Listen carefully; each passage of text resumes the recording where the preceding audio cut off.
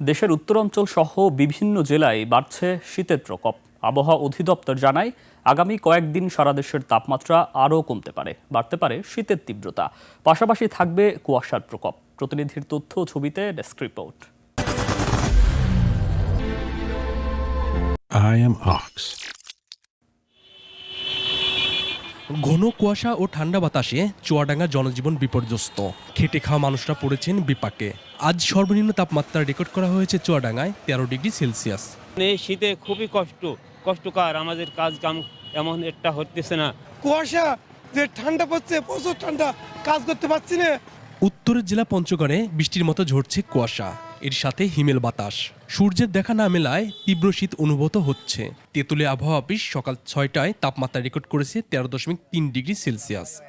বাড়ি থেকে কাজকর্ম কিভাবে করব, সমস্যা খুব। এখন ঠান্ডার জন্য তো কিছু করতে পারতেছি না। ঠান্ডা খুব ভাই, কাজ করা যায় না, হাত পা ধরে আছে। যমুনা তীরবর্তী এলাকা গাজীপুর, সদর, বেলকুচি, চৌহালি, এনায়েতপুর ও শাহজাদপুর উপজেলার চরাঞ্চলে শীতজনিত দুর্ভোগের পাশাপাশি দেখা দিয়েছে গরম কাপড়ের অভাব।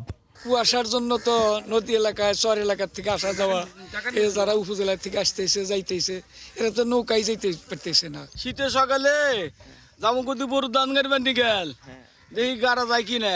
খুব কষ্ট আমার ঘরে চরে যাতায়াত, এখনো বৃদ্ধ বয়সে চরে যাওয়া লাগে। ঠাকুরগাঁয়ে কনকনে ঠান্ডায় নাকাল সাধারণ মানুষ।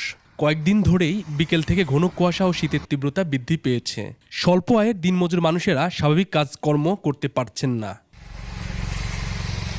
Monowar Hossain, desk report, 21 television.